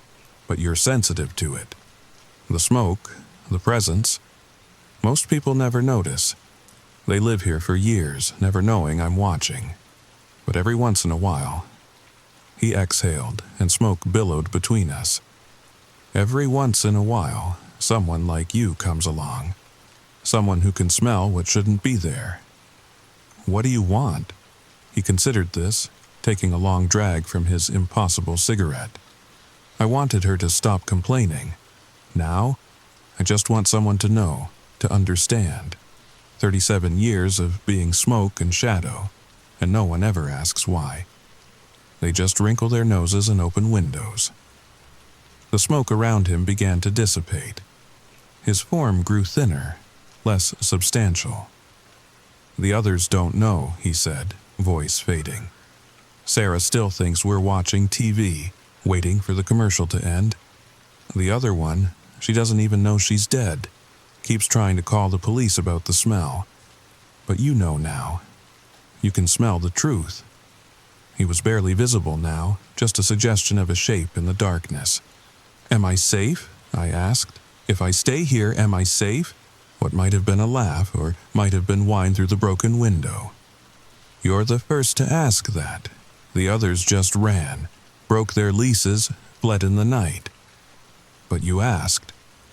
He was gone. The kitchen was empty, cold, but normal. Outside, I could hear sirens approaching. Someone must have heard the window break. "Safe is relative," his voice whispered, from nowhere and everywhere. "But I'm tired of watching, tired of waiting. Maybe knowing is enough. Maybe someone remembering is all I wanted." The smell of cigarette smoke faded. For the first time in days, my apartment smelled like nothing but rain and the faint scent of my morning coffee. I stood there shaking until the firefighters arrived. That was 6 weeks ago. I'm still in apartment 3C. Jenna thinks I'm insane. The firefighters that night found no sign of fire, just a paranoid woman with a broken window and a story about faulty smoke detectors. My landlord fixed the window and offered to let me break my lease without penalty, clearly worried I'd become a problem tenant. But I stayed. The first week was the hardest. Every shadow made me jump. Every stray scent sent me into a panic. I slept with lights on, when I slept at all. But Nathan, I'd started thinking of him by name, kept his word. The overwhelming cigarette smoke was gone. No more wet footprints. No more whispers in the dark. Instead, there were moments. A faint whiff of smoke when I was stressed, almost comforting in its familiarity. A shadow in my peripheral vision when I worked late, like someone checking in. Once, when I'd had a particularly bad day, I came home to find my heating mysteriously adjusted to the perfect temperature. I researched him. Nathan Cross. Found his obituary, a few old photos. He'd been a writer, freelance articles for local magazines. Divorced, no kids. The kind of person who could disappear from the world without leaving much trace. Except for the smoke, I found Sarah Mills, too. 23, worked at a downtown bank, loved dancing. She'd just moved in with Nathan the month before the fire. Her family had held out hope she'd survived somehow, that the unidentified body wasn't her, but dental records confirmed it a year later. The third victim remained unknown, but I had my suspicions now. A woman who'd complained about smoke, who'd threatened to call the landlord, who'd been in the wrong place at the worst possible time. I wondered if Nathan even knew her name. 3 lives, ended by a cigarette and a moment's carelessness. 3 souls, trapped in smoke and memory. Last week, something changed. I was making coffee. It's always when I'm making coffee, when I smelled it. Not cigarettes this time. Perfume. Something floral and young, probably expensive in 1987. "Sarah?" I said to my empty kitchen. The smell intensified, then faded, but my TV turned on by itself. Volume muted, playing static, like someone was still waiting for that commercial break to end. I did the only thing that made sense. I found a streaming service that had old shows from the 80s and put on a random episode. The static cleared. For just a moment, I could have sworn I saw a reflection in the screen. A young woman with big hair and bigger earrings, smiling at a joke I couldn't hear. The TV turned off after the episode ended. But now, sometimes I leave it on for her. Background noise for a ghost who doesn't know she's dead. The third presence is harder to pin down. She comes in frustration and anger, in doors that slam and objects that fall off shelves. She's still trying to make that phone call, still trying to report the smoke that killed her. I've started leaving my phone out, screen unlocked. Sometimes I find the emergency call screen open, but the call never connects. How could it? Who would answer a 37-year-old complaint? My friends think I've lost it. They don't visit anymore. Even Jenna keeps her distance. Our coffee dates move to neutral locations. "That place isn't healthy for you," she says. "You're different since all this started." She's right. I am different. I notice things others don't. The way smoke patterns tell stories. The shadows that don't match their sources. The sounds old buildings make when they're remembering their traumas. But I can't leave, not yet. Because here's the thing about ghost stories. We always focus on the haunting. The fear, the terror of the unknown. But what about after? What about the ghosts who just want to be remembered? The ones who hunt not from malice but from loneliness. Nathan still smokes his eternal cigarette, but now it feels less like a threat and more like presence, company. He was a writer. I'm a writer. Sometimes I find my laptop cursor moved, words typed that I didn't write. They're good words, usually. Better than mine. Sarah still watches her shows, still waits for Nathan to come back from the kitchen with popcorn. I've started making it for her. The smell seems to help. The third woman, I've started calling her Grace because she deserves a name, still rages against the injustice of it all. But last week I printed out Nathan's obituary and the fire department report. I left them on the counter with a note. "I know what happened. I'm sorry." The papers were gone in the morning. The apartment was quieter after that. 3 souls, 3 stories, 3 endings that weren't really endings at all. My therapist says I'm processing trauma through elaborate fantasy. My landlord thinks I'm the best tenant he's ever had. I never complain about noise or smells anymore. And me, I think I'm exactly where I need to be. Because someone needs to remember them. Someone needs to know that Nathan Cross was more than a fire statistic. That Sarah Mills deserved to dance at her wedding. That Grace, whoever she was, had every right to complain about the smoke that would kill her. So I stay. I make coffee at 3:47 a.m. and smell cigarette smoke that shouldn't exist. I watch 80s sitcoms for a ghost who doesn't know she's dead.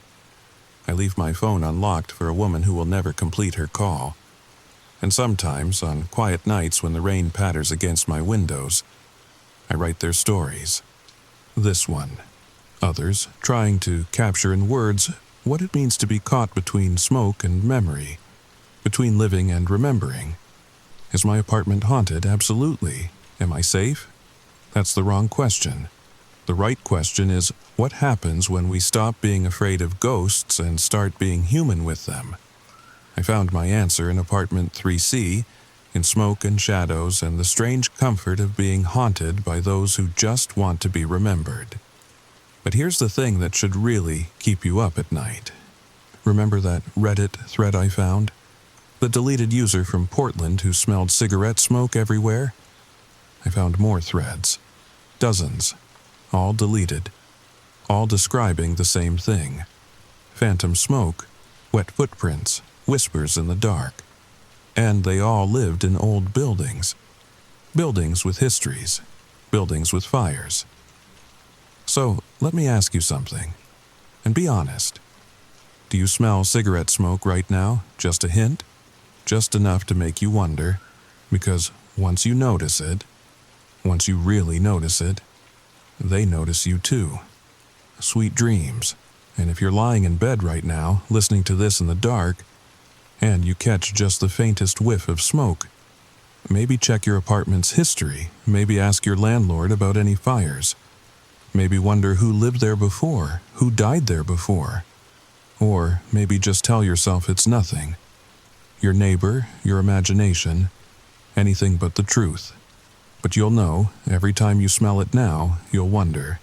Is someone watching? Is someone waiting? Is someone trying to tell their story? I hope you sleep well tonight, really, I do. But if you don't, if you lie awake wondering about every strange smell and shadow, come find me in the comments. Tell me what you smell in your apartment. Tell me about the shadows that don't quite fit. Tell me about the history you're afraid to research. Because we're never really alone in old buildings, are we? We're surrounded by stories, by memories, by smoke that refuses to dissipate. Subscribe if you want to hear more. If you dare to hear more. Because this is just one building, one set of ghosts, one story among thousands. And somewhere out there in some old apartment, someone just caught a whiff of cigarette smoke and wondered why. Pleasant dreams. Keep those lights on. And remember, they're only scary until you listen to what they're trying to say. Story number 3. The scratching started on a Tuesday, exactly 3 weeks after I moved into my dream apartment in downtown Portland. I remember because I'd just finished hanging my grandmother's vintage clock on the wall when I heard it. A soft, deliberate scratching, like fingernails dragging across wood. But here's the thing that still makes my skin crawl. The sound wasn't coming from inside the walls. It was coming from between them. From that impossible space where nothing should exist. If you're listening to this alone, especially at night, you might want to check your own walls first. Because once you know what to listen for, you'll never unhear it. All right, the story is now beginning. My name is Sarah Chen, and I'm 28 years old. 3 weeks ago, I thought I'd hit the jackpot. A 2-bedroom apartment in Portland's Pearl District for half the market rate. The landlord, Mrs. Pemberton, said I was exactly the kind of tenant she'd been looking for. Young professional. Quiet, no pets, no parties. The building was old. 1920s brick construction with those gorgeous hardwood floors that creak just right when you walk on them. You know the type. The kind that tells stories with every step. My apartment was on the 3rd floor, sandwiched between a traveling salesman who was never home and an elderly couple who went to bed at 8 sharp every night. Perfect for a freelance graphic designer who worked odd hours and valued her peace and quiet. That first night I barely slept. Not from fear, but from excitement. I lay in bed listening to the building settle around me. The gentle hum of the radiator. The distant sound of traffic on Burnside Street. The soft patter of Portland rain against my windows. It was like a lullaby written just for me. I should have paid more attention to the silence between those sounds. The scratching started small. So small, I thought it was mice at first. I'd hear it while making coffee in the morning. A faint skittering that seemed to follow the path of the walls. Kitchen to living room to bedroom, always moving, always traveling through that narrow space between the drywall and the original plaster. Every old building has mice, I told myself, stirring honey into my chamomile tea. It's character, but mice don't scratch in patterns, and they definitely don't tap. It was Thursday night when I first noticed the rhythm. I was working late on a logo design for a local brewery, my laptop screen the only light in the apartment. The scratching had become background noise by then, like the tick of a clock or the hum of a refrigerator. Just another sound of home. Scratch, scratch, scratch. Pause. Scratch, scratch. My fingers froze over the keyboard. Was that Morse code? No. I laughed at myself, shaking my head. Too much coffee, too many late nights. I was starting to imagine things. But then it came again. Scratch, scratch, scratch. Pause. Scratch, scratch. S. O. My heart skipped. I waited, holding my breath. Scratch, scratch, scratch. S. O. S. Someone was calling for help. From inside my walls, I did what any reasonable person would do. I grabbed a flashlight and started investigating. The scratching seemed loudest in the corner of my bedroom, where the exterior wall met the interior one. I pressed my ear against the cool plaster, trying to pinpoint the source. The scratching stopped immediately. Then, and I swear this is true, I heard breathing. Slow, deliberate breathing. Like someone was pressing their face against the other side of the wall, listening to me listening to them. I jerked back so fast I knocked over my bedside lamp. It shattered against the hardwood floor, plunging the room into darkness. And in that darkness, the scratching exploded into a frenzy. Not just in one spot now, but racing around the entire perimeter of my apartment. Through every wall, under every floorboard. Like something was running laps inside the very bones of the building. I slept on the couch that night, with every light in the apartment on. The next morning, I did what any millennial would do. I Googled it. Scratching sounds in Wall's apartment. SOS Morse code in Walls. Someone trapped in Wall's help. The results were exactly what you'd expect. Pest control websites, home improvement forums, and one particularly disturbing Reddit thread about a man who'd found a skeleton inside his walls during a renovation. I bookmarked that one, just in case. I called Mrs. Pemberton. Mice? She sounded genuinely surprised. Oh dear, we've never had mice. That building is sealed tighter than Fort Knox. My late husband made sure of that, God rest his soul. Could someone be, I don't know, living in the walls somehow? Like in the space between apartments? The silence on the other end stretched so long I thought we'd been disconnected. Sarah, she finally said, her voice oddly careful, the walls in that building are only 4 inches thick. Standard construction for the era. There's no space between apartments. Just insulation and support beams. But I knew what I'd heard. And that night, I heard something new. Voices. They were muffled, distorted, like listening to a conversation through water. I couldn't make out words, just the rhythm of speech. 2 people, maybe 3, having what sounded like an urgent discussion. The voices would fade in and out, sometimes crystal clear for just a syllable before dissolving back into mumbles. I followed the sounds from room to room, ear pressed against the walls like a doctor with a stethoscope. In the bathroom, they sounded angry, in the kitchen, pleading, and in my bedroom, they sounded terrified. That's when I noticed something else. The apartment had grown cold, not winter cold, but that unnatural chill that seeps into your bones and makes you shiver from the inside out. My breath came out in small puffs of vapor as I stood in the center of my bedroom, watching frost creep across the inside of my windows. It was 68 degrees outside. I checked. The voices grew louder, more insistent. And then, clear as day, I heard my name. Sarah. Not through the walls this time. From beneath the floorboards. Sarah, please. I grabbed my phone, ready to call 911, when the screen flickered and died. Dead battery, even though I'd just charged it. My laptop was the same. Even my digital clock had gone dark. The only light came from the street lamps outside, casting long shadows across my floor. Shadows that seemed to move and shift in ways that shadows shouldn't. That's when I saw it. In the corner where I'd first heard the SOS, the wall was breathing. I know how that sounds. Walls don't breathe. They're made of plaster and wood and 100 years of paint, but I swear on my grandmother's grave, That wall was expanding and contracting like a giant lung. Slow, rhythmic, alive.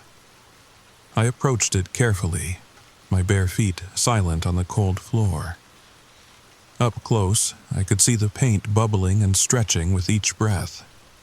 Could hear the plaster creaking under the strain, and underneath it all, that scratching, not random anymore, deliberate, focused.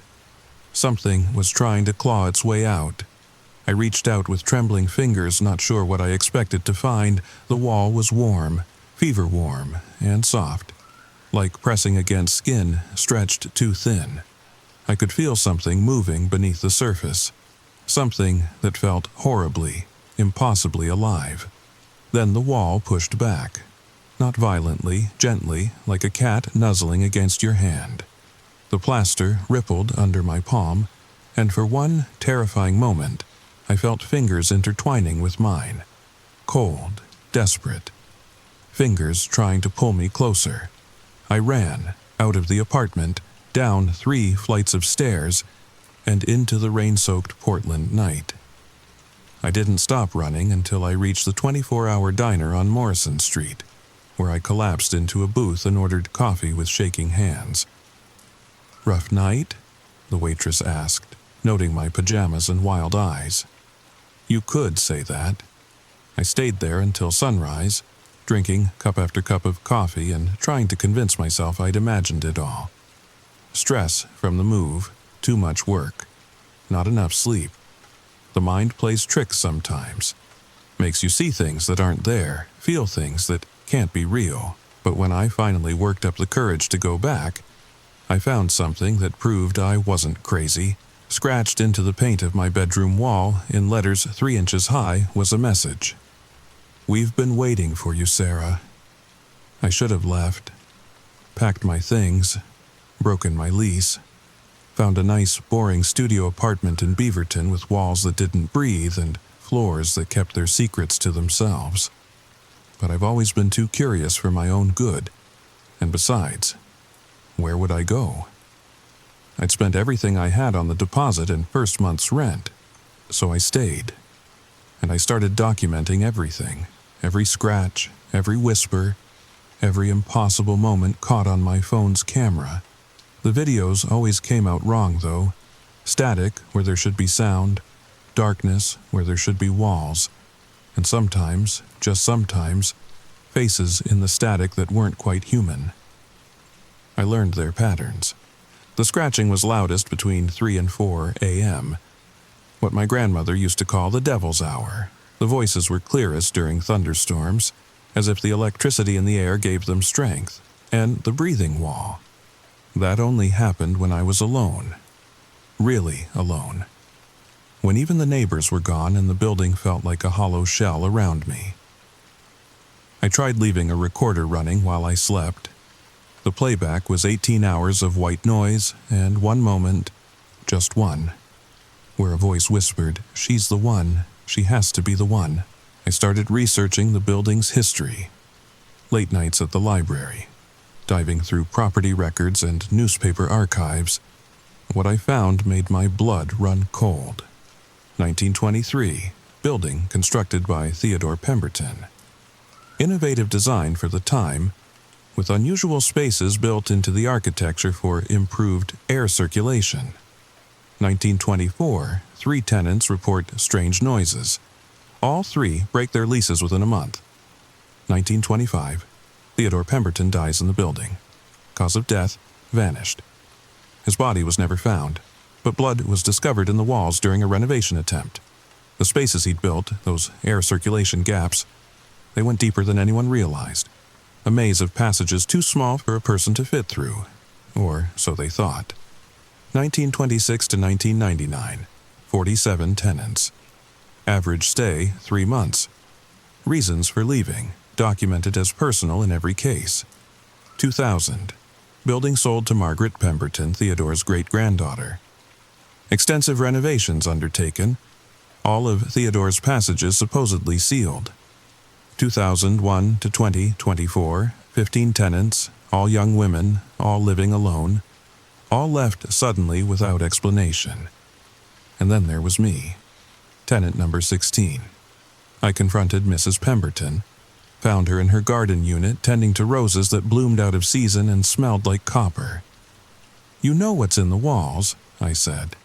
It wasn't a question. She didn't deny it, just kept pruning her roses with hands that shook slightly. My great-grandfather was a brilliant man. Too brilliant. He thought he could improve on architecture itself, create spaces that existed between spaces, rooms that weren't quite here and weren't quite there, and something lives in them. Some things, we're not sure anymore. She finally looked at me, and her eyes were older than her face. Tired. They've been waiting for the right person, someone who can hear them properly. The others, they only heard the fear, but you heard the SOS. They're trapped. We're all trapped, dear. Some of us are just more aware of our cages. She handed me a rose. It was ice cold and left frost on my fingers. They need help, and you're the only one who stayed long enough to try. That night, I made a decision. If something was trapped in my walls, suffering in those impossible spaces for 100 years, then maybe it was time someone set them free. I gathered my tools, a hammer, a flashlight, a camera to document whatever I found. And at 3 a.m., when the scratching reached its desperate peak, I swung the hammer at the breathing wall. The plaster crumbled like old bone. What I found behind that wall still visits me in dreams. Not nightmares, dreams. Because nightmares end when you wake up. There was a space, not the 4 inches Mrs. Pemberton had mentioned, but a corridor that seemed to stretch impossibly far into darkness. The walls of this passage were covered in writing. Not scratched, painted. In what looked like layers and layers of different hands, different eras, different desperation. Help us, still here. Can't find the way back. The between place keeps us. Sarah will come. That last one was repeated hundreds of times in hundreds of hands. Like a prayer, like a promise. I stepped inside. The air was different in the passage. Thicker, like breathing through honey. My flashlight beam only penetrated a few feet before being swallowed by a darkness that felt almost solid. But I could hear them now. Not muffled, not distorted. Clear as my own thoughts. Finally. She's here. Please, we've been waiting so long. I followed the voices deeper into the impossible space. The passage branched and twisted, defying the building's architecture.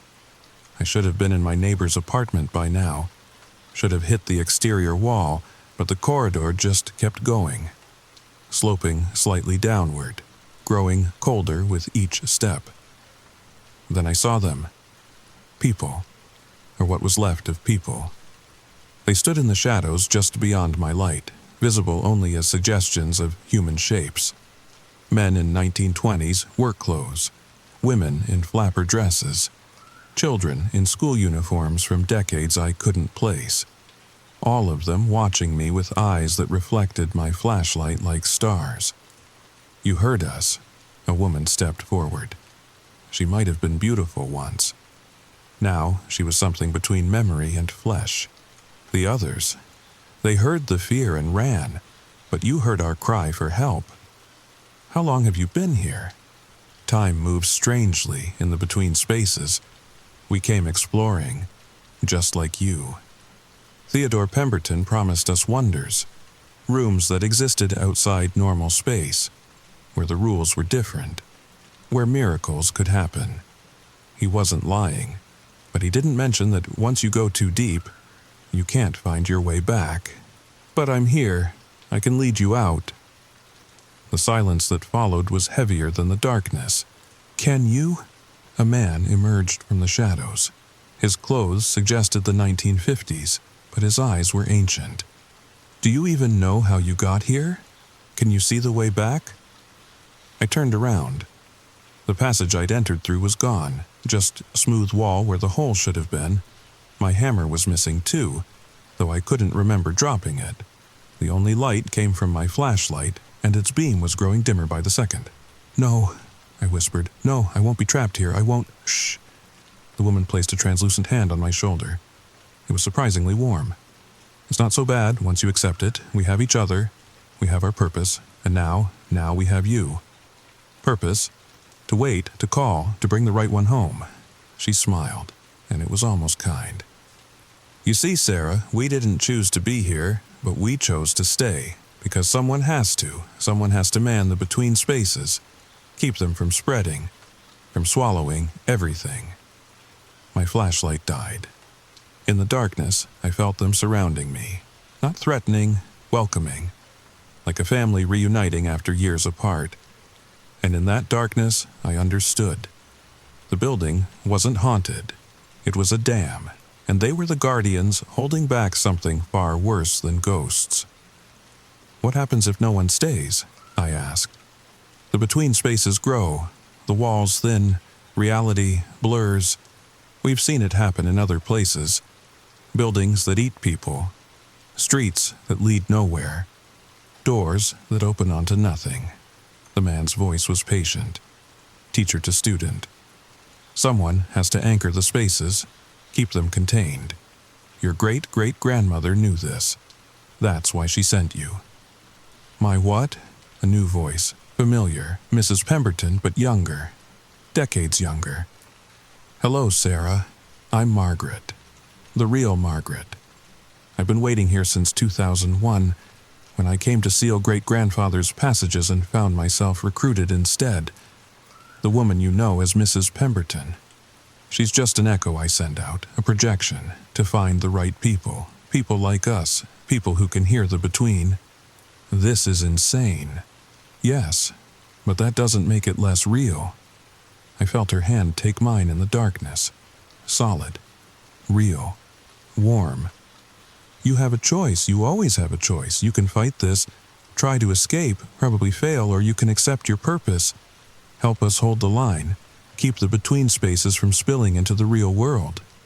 And if I stay, then you become like us, guardians of the threshold. It's not a bad existence. We have each other. We have our work. And sometimes we get to save people, warn them away, keep them from going too deep."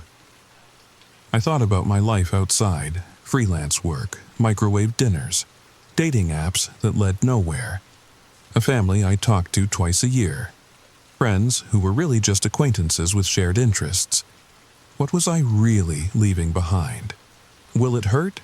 No, dear, it's like falling asleep, and when you wake up, you'll understand everything. But I wasn't ready, not yet. "Wait," I said, pulling back.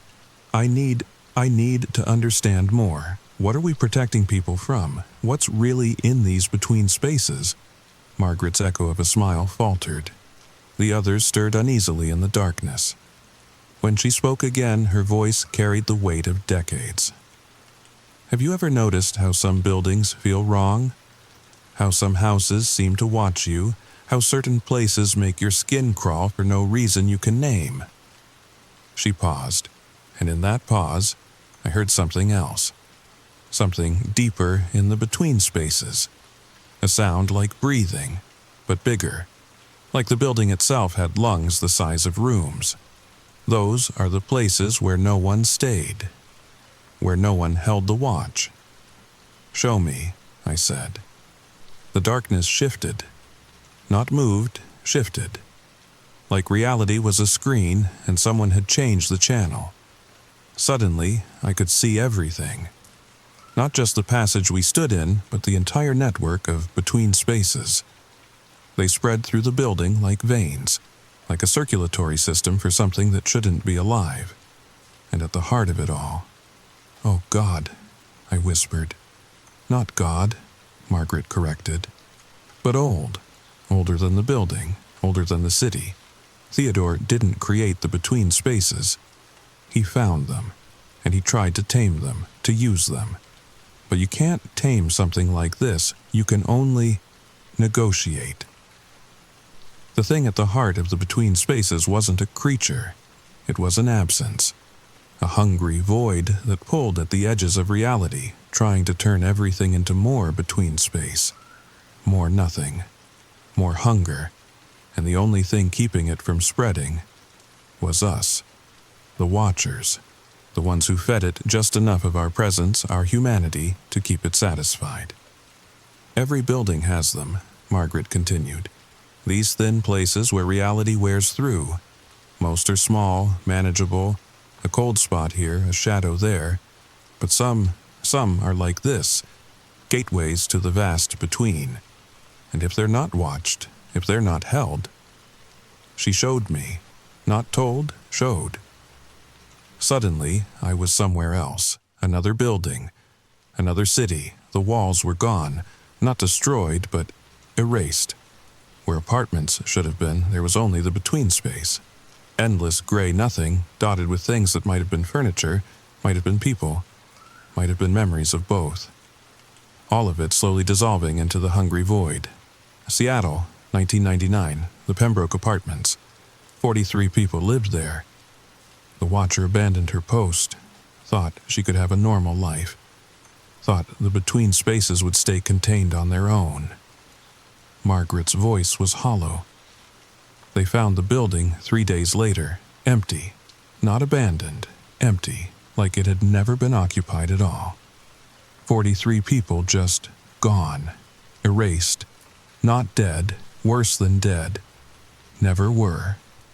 I was back in our passage, gasping like I'd been holding my breath underwater. The others watched me with sympathy. They'd all seen it too, I realized, the price of walking away. So, we stay, I said. It wasn't a question. We stay, we watch, we call, we keep the balance. Margaret took my hand again. It's not a prison, Sarah, it's a purpose, and we're not alone. There are watchers in every city, every building where the between spaces run deep. We're connected, all of us, holding the line against something that would unmake everything if it could. And my life outside, my apartment, my work, you can still touch it, visit it, like I do with my echo. You'll learn to project yourself, to be in both places at once. The real you will be here, in the between, but a part of you can still walk in the world, still live something like a life. It's not perfect, but it's better than the alternative. I thought about the Pembroke Apartments, 43 people erased from existence. Not killed, but retroactively never born. Their families wouldn't even remember them. That's what the between spaces did when they spread unchecked. They didn't destroy, they uncreated. How many of us are there? Thousands, tens of thousands, all over the world, in every old building, every thin place, every spot where reality needs reinforcement. She squeezed my hand. You won't be alone. We talk to each other through the between spaces, share stories, share strength. It's like a family that spans the entire world. I closed my eyes. Not because I needed to. The darkness was complete anyway. But because it felt like the right thing to do, like closing a book at the end of a chapter. When I opened them again, I could see in the dark. That was 3 months ago, or 3 years, or 3 minutes. Time moves strangely in the between spaces. I know you're listening to this, wondering if it's real. If somewhere in Portland there's really a building where the walls breathe and the floors keep secrets. If there's really a girl named Sarah who fell through the cracks of reality and found her purpose in the spaces between. I can't prove it to you, but tonight, when you're lying in bed, listen to your walls. Really listen. Past the settling wood and the scurrying mice, past the pipes and the wind. Listen for the scratching, the patterns, the calls for help that aren't really calls for help at all. They're invitations. We're always recruiting, always watching for the ones who can hear us, the ones who don't run when the walls start breathing, the ones who understand that, sometimes, the scariest thing isn't being trapped. It's being free when you have nowhere to go. So, tell me, what's that sound in your walls? Is it mice? Is it the building settling? Or is it us calling out to you, letting you know that you're not alone, that you're never alone, that in the between spaces there's a family waiting for you. Check your walls tonight. Press your ear against them. Feel for the warmth, the breathing, the life that shouldn't be there but is. And if you hear your name whispered from inside the plaster, if you feel fingers pressing back against yours, if you find messages scratched in places that were smooth just moments before, don't run.